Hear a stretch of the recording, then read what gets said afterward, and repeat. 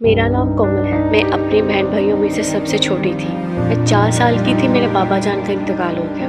मेरी मामा ने मेहनत मजदूरी करके हमें पाल पोस के बड़ा किया। जब मैंने अपना होश संभाला तो अपनी मामा का हाथ बिटाने लग गई। जब मेरी उम्र 11 साल की थी, मेरे एक भाई और बहन की शादी हो गई थी। फिर कुछ अरसे बाद मेरे लिए एक रिश्ता आया, तब मेरी उम्र 15 साल की थी। मेरी मामा ने वो रिश्ते से इनकार कर दिया था क्योंकि वो मुझसे 25 साल बड़े थे। मामा नहीं मान रही थी, पर मेरे दादा जान ने ज़बरदस्ती मेरी शादी करवा दी। फिर शादी के बाद हम लाहौर शिफ्ट हो गए। मेरे शौहर एक अच्छे इंसान थे। फिर मेरे 2 बच्चे हो गए, एक बेटा और एक बेटी। हम लोगों ने अच्छा वक्त गुजारा एक दूसरे के साथ। उम्र के लिहाज से वो बीमार रहने लग गए। एक वक्त ऐसा आया कि मेरे शौहर इस दुनिया से चल बसे। मेरे 2 छोटे बच्चे थे, तब मेरी उम्र 22 साल थी। मेरे लिए बहुत मुश्किल हो गया था कि मैं 2 वक्त का खाना भी खिला सकूं। फिर मुझे मेरी मामा अपने साथ ले गई और मैं अपने दोनों बच्चों को लेकर अपनी मामा के साथ रहने लग गई। कुछ अरसे में अपने बहन भाइयों के ताने सुनती गई। मेरे बच्चे बड़े हो रहे थे, वो सब कुछ समझ रहे थे, सब कुछ सुन रहे थे। मैं बहुत परेशान रहने लग गई थी। मैं क्या करूं, कुछ समझ नहीं आ रहा था। इतनी पढ़ी लिखी भी नहीं थी कि बच्चों को पढ़ा के अपने बच्चों की ख्वाहिशें पूरी कर सकूं। फिर एक दिन मेरे लिए एक रिश्ता आता है। वो आदमी काफ़ी अमीर था और शादीशुदा भी। मैंने शादी से इनकार कर दिया था। मैं शादी के लिए नहीं मान रही थी। मुझे ऐसा लग रहा था कि पता नहीं वो मेरे बच्चों को कबूल करेगा कि नहीं। मामा ने रोते मुझे कहा कि बेटा तुम शादी कर लो, अपने बच्चों का मुस्तकबिल देखो, मेरे जीते जी अपने घर की हो जाओ। पता नहीं मेरे मरने के बाद तुम्हारे बहन भाई तुम्हारा ख्याल रखते भी है कि नहीं। मैंने अपनी मामा की बातें गौर से सुनी और काफ़ी समझा मैंने, और मैंने शादी के लिए हाँ कर दी। मेरी सादगी से निकाह करके मुझे रुखसत कर देते हैं। मैं अपने बच्चों के लेके अपने शौहर के साथ चली जाती हूँ। वो काफ़ी अच्छे से मेरा मेरे बच्चों के ख्याल रख रहे थे। कुछ अरसे बाद उसने अपने रंग दिखाने शुरू कर दिए। वो हर बात पे मुझे मारता पीटता, बच्चों के सामने ही बहुत जुल्म करता था। अगर मैं पूछती मेरा कसूर क्या है तो कुछ न बताता। एक दिन मैंने सोच लिया कि मैं अपने बच्चों को लेके चली जाऊँगी कहीं दूर। वो जब भी घर आता मेरे बच्चे और मैं दहशत में आ जाते। वो आज ही घर आते बच्चों के सामने मुझे डराता, बहुत तशद्दुद करता और मुझे धमकी देता कि थोड़ी देर में मैं आता हूँ, तुमने और तुम्हारे बच्चों ने यहाँ से हिलना नहीं। वो ये कहकर बाहर से दरवाज़ा बंद करके चला जाता है। मेरे बच्चे बहुत रो रहे थे। मेरे घर के साथ ही एक अंकल और आंटी रहते थे। मैं चीखती चलाती रोती हुई आंटी को आवाज़ें दे रही थी। वो भागती आती है और कहती है कोमल बेटा क्या हुआ है। और मैं कहती हूँ आंटी खुदा के लिए मेरी मदद करें। आंटी लकड़ी की सीढ़ी लेकर आती है और मेरी दीवार पे लगा देती है। मैं और मेरे बच्चे सीढ़ी की मदद से आंटी के घर चले जाते हैं।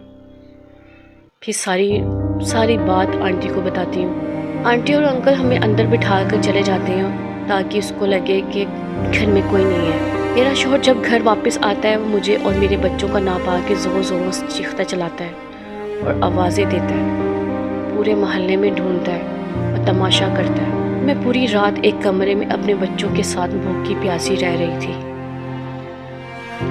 और वो सारी रात मुझे कुत्तों की तरह ढूंढ रहा था।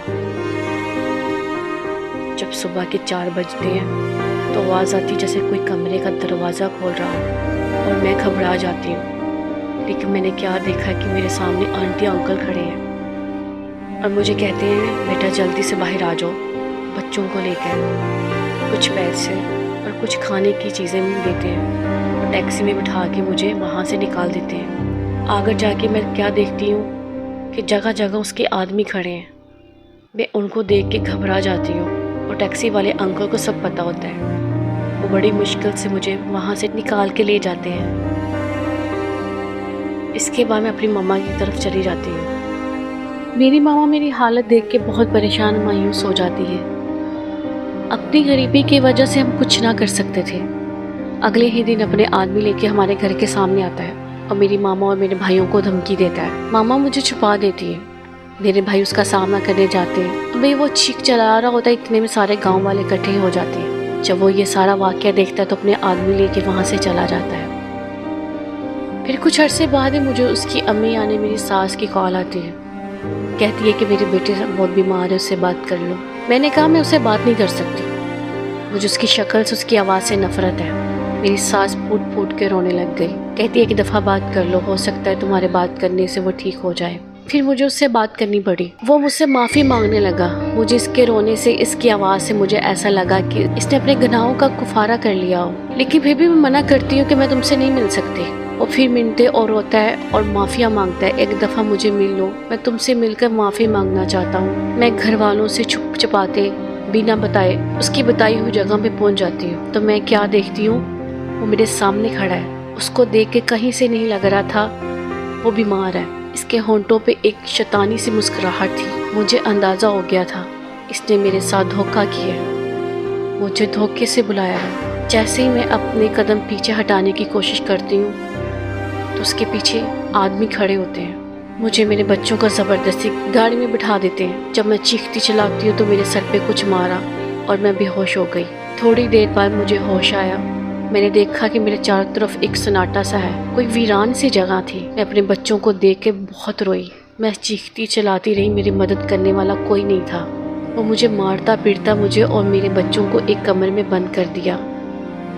چاروں طرف اندھیرا تھا، دم گھٹ رہا تھا۔ ہمارے لیے ایک دن ایک رات وہ کمرہ ایک قبر بن گئی۔ سارا دن ساری رات بھوکے پیاسے رہے۔ اگلی ہی صبح ہوتے ہی کمرے کا دروازہ کھلا تو وہ سامنے سے آ رہا تھا۔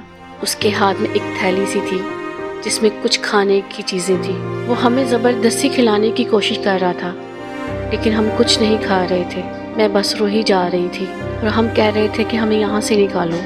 اس سے پہلے وہ مجھے کچھ کہتا، اس کی کال آ جاتی ہے اور وہ اپنی کال سننے کے لیے باہر چلا جاتا ہے، اور میں موقع پاتے ہی اپنے بچوں کو لے کے وہاں سے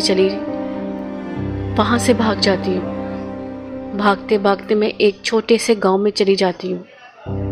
وہ اور اس کے آدمی ہمیں کتوں کی طرح ڈھونڈ رہے ہوتے ہیں۔